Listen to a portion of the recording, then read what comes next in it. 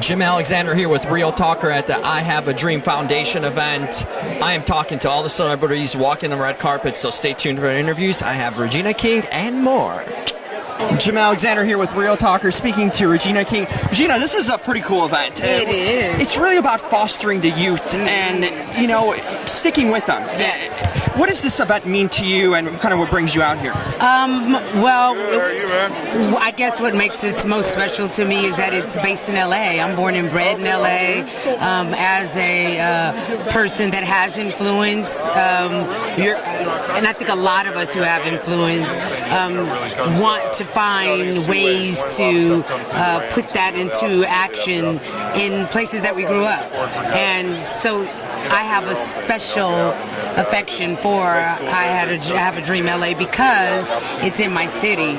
And then after that, because they're not just dropping in and dropping out. Right. That's what makes it so special. They're with these kids for 12 plus years. And to me, just as a mother, I know what the result is when constant nurturing is put into anything, whether it's an inanimate object or an actual living, breathing object. And the fact that they found a way to be there that long from first to college years is quite it's fantastic. And whatever I can do to be a part of that, the tagline that they have used to name their organization, I Have a Dream, what could be better? Regina King, Dr. Martin Luther King, born on the same day. So when I first heard about the organization, I felt like I'm special. Yeah, I did. Have you had mentors growing up, people that influence you in a way where you want to give back now? Absolutely. But I think for me, I was lucky. It was a different type of situation. It was a situation where my mother was always putting me in the path of places for mentorship to happen.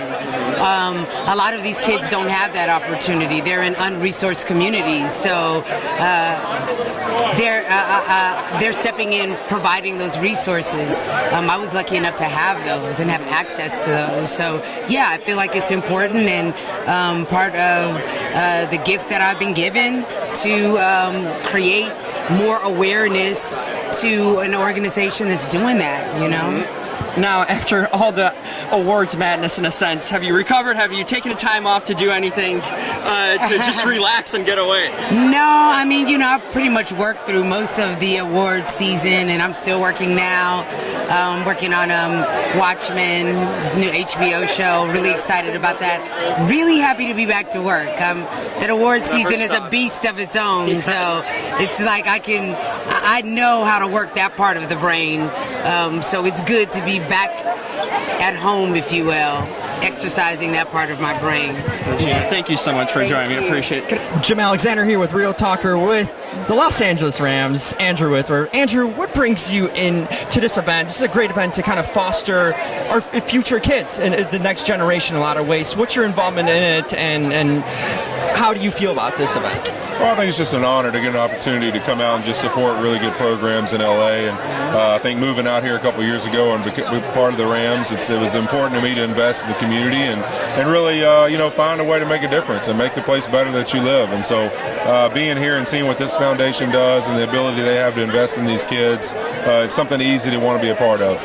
You've always been kind of so involved with the communities, whether in Cincinnati or here. You've really been a big part of giving back to the community you live in. How has that been something for you? It seems from the start of your playing this, how has that been like a natural thing for you to do and your involvement in it? How early did it start for you, in a sense, to want to give back? Well, I think it's just really that thing as a human being, right? To just want to be there, to be able to help the people around you. And to me, the greatest joy in the world is being able to do something for someone else. And so really making it about more than just yourself and finding a way that where you live, where you invest your time, where you can help people that are struggling, any opportunity like that, you'll never regret just stepping up and trying to make a difference in some way possible. And so for me, it's just the joy really and just the energy it brings me to go see these kids in these communities and really just just do anything I can to be uplifting to them, for them to go achieve their dreams. You know what? Sometimes I feel like I get more out of it than maybe them. Which is great. Yeah, it's awesome to have the opportunity to put a smile on their faces. You know, it always takes to someone to have their full potential. Even I know in my life, you need mentors and people who look out for you and care for you. Have you had mentors in your life to guide you along the path to be the man you are today? Yeah, I mean, I've definitely had people throughout my life that have been there for me to give me an encouraging word, or maybe something that I needed to think about, you know, going through a process in life. But, you know, also it's really, you know, one of the reasons you're involved is that I sit there and think, hey, here are little things that I would have wanted to know when I was in those shoes. Or, you know what, I've seen kids who may not have thought they could achieve and maybe didn't think they had a chance to come from their neighborhood and accomplish something. And I want to make sure they hear me say that they can do it. And any chance I get to encourage them to just take that opportunity, put in the time and the effort, and believe in yourself, number one. I think to me that's something I take very important. So I'm a Chicago Bears fan. I'm from Chicago, but I was rooting for the Rams. Now being a new, you know, LA local, you guys had a great year, no matter what, even in the Super Bowl and show. And you guys signed Clay Matthews. You get Eric Weddle on the defense. How are you guys looking forward to next season? I mean, is there that sort of same joy and excitement? Because I feel you kind of haven't missed a beat, especially with the offseason that's looked really good. How do you feel kind of right now looking into going into the next year? Well, there's always, every season's going to have its own challenges. And so really it's about guys working out, getting refreshed, getting ready for that journey again, because it all starts again in mid-April when you start coming together as a team and training. Yeah, and I mean, you know what? It's going to take the same mindset, attitude, and work ethic it took last year, and maybe something more. So really for us, it's adding some key pieces. And how do you feel about Clay and Eric? I mean, these are big locker room kind of leader guys. Yeah, I mean, two guys that have done it for a long time, done it at a high level, and do it the right way. And with the work ethic, really the attitude they go about their jobs, you see the effect they have on locker rooms throughout their career. We're looking forward to the impact they'll have for us as well. And finally, you return. There was some mystery if you're going to return for this season. You're back. How much longer you feel you can still go on and want to play too? Well, I think it's a combination of things. It's really, you know, being able to be really the father and husband that I want to be, and then also producing on the football field, and also having the time to do all those things and be a great teammate and a great leader in the community. I mean, all those things are important to me, and so I assess all of them every year. And so for me, it really was never about not coming back. It was really just, hey, going through the checklist, making sure that I feel comfortable with everything going forward, and I kind of knew that immediately after the Super Bowl. And you know what? So I'm excited to be here, excited for another opportunity, and we'll take it year by year. We'll see what happens. We're excited to see you, unless you play the Bears, of course. Thank you so much, Andrew. Really appreciate it. Hey, appreciate you having me. Jim Alexander here with Real Talker. Don't worry, take your time. But I'm like looking at myself, so distracting. Melissa, Yes. you're the MC of this event. You've been here doing this. This is the sixth year, right? It's the sixth year of the Dreamer Center, and it's my sixth time emceeing. So You're the face kind of this event. I guess. I mean, I was saying, like, either it means I'm nailing it or no one else is available. But Let's go with nailing it. I'm going to go with nailing it. And it's, you know, I look forward to it every year, and it's so much fun. You know, one of the kids, Aaron, who he's been here for 6 years, and he's taller than me now. And it's just, I just love it because it's such a fantastic organization that just, it sees kids from the beginning and sees them all the way through. And I just think it's fantastic. How'd you get involved with this event initially to come aboard and now stuck around through it? Well, my friend Andrew Carlberg, who runs this event, he brought me in that first year, and I truly think it's one of those organizations that when you see firsthand what they're doing, you're going to come back. It's a matter of just getting them in the room one time, and that means they're going to stick around. And so I'm here to stay. You know, it's crazy how you mentioned the kids growing up and stuff, and seeing in a way that we are fostering the future in a lot of ways. You know, we're helping kids achieve things that might not get the opportunity. How important is it to you personally to kind of have that knowledge in the back of your mind that you're part of an event that really kind of cultivates our future, and maybe future doctors, future people who will be running this country in a lot of ways? It's hugely personal. I'm a mother. I do have a kid. And by the way, all of these kids here, they're going to be taking care of this world, this earth, and me. I'm going to need them. I need those doctors, and yes. I need those amazing minds. I need them, and we need them.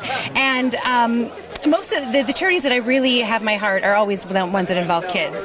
And what I like about this one is that it's such a concentrated, like when they pick this class and they really see them through, like it's not just it's not just 1 year of support or a 2-week class. It's like it is from third grade till they reach senior year of high school, and then they get help into All college. those years that they kind of grow. They grow really and learn, develop and as individuals. it's hugely important. I truly mean it. I'm counting on all of them to come up with the next great things, because I'm old and I got nothing left. And you got plenty of left. You still got a lot of comedy for everyone. What is the key to kind of do an event like this? Being an MC for an event, how do you rile up a crowd? Is it a different approach you take to this? Or? I always think in any of these events or any sort of charity event, that what we're doing here tonight is hugely important, and raising money is hugely important, but we should have some fun doing it as well. And we shouldn't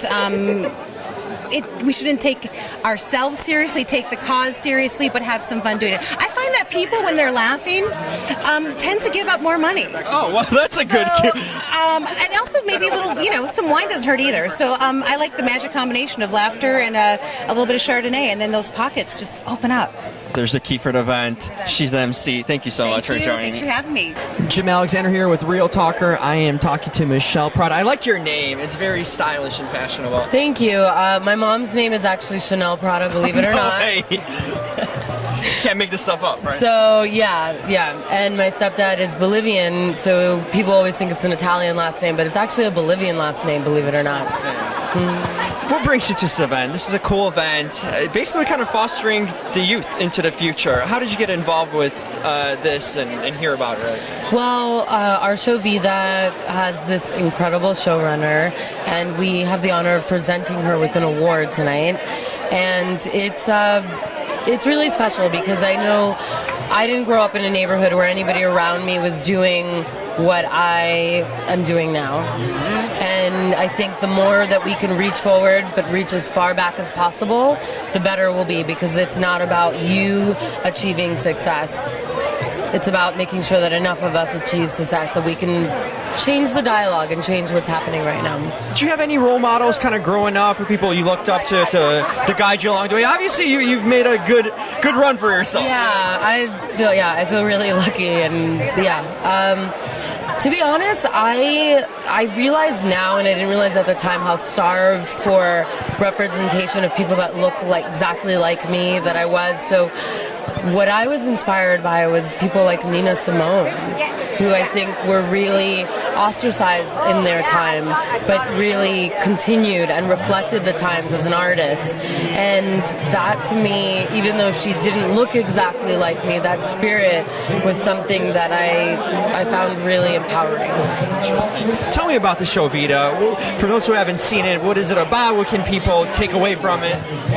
So it takes place in the east side of LA, Boyle Heights, and it's two Mexican-American sisters that could not be any more different from each other, but grew up in the same place.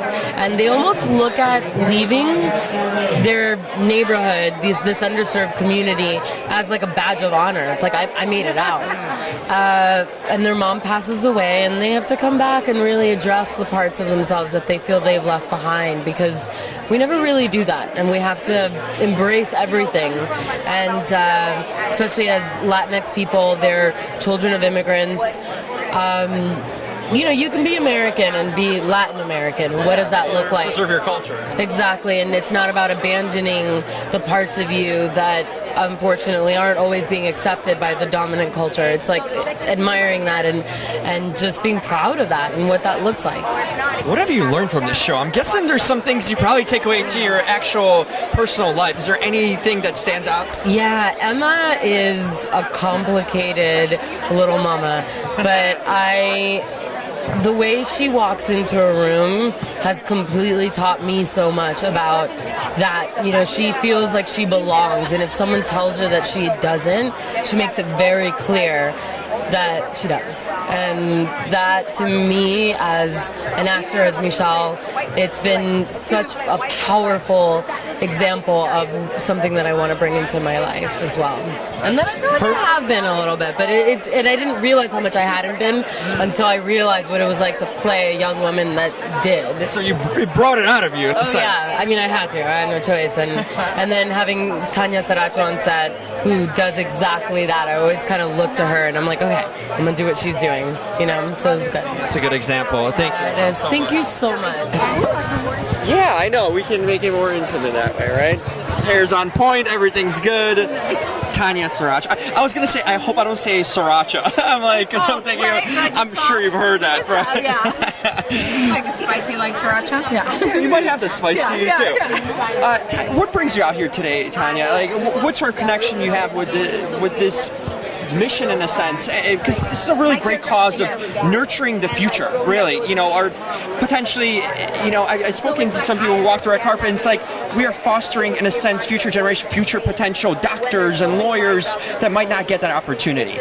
Yeah, the mentorship, their mission statement, I think it's educate and achieve. I forget, there's another E word, but I'm an immigrant. When I came to this country, there's a teacher that took me under her wing and basically gave me a poem. It was like, read this poem. So then I would go and compete with this poem. That act sort of caused a drama club to happen, and drama club cost theater, a career in theater for 16 years, and then a television, because that teacher sort of all manifested. Yeah, but it wasn't just like, here's a poem. It was her nurturing, her staying with me, her, because I didn't speak much English. I was very confused about America, and I think I still am. Yeah, right. America's very confusing right now. But she just took care. She took the care that I needed to sort of transition me into Americanness, but also, to give me a voice. And I feel like that's that. It started there, knowing that I had the agency to have a voice, and that's what this organization does. And it's amazing that they're honoring me, but I want to honor them back, because what they're doing is they are creating those voices of the future, and supporting them, because their commitment to them is like a decade into adulthood. It's not like just a year or so and then you kind of get forgotten. No. It's making sure they go along the way with them. I think that's the special thing about it. It's not like we're here for a moment and disappear. No.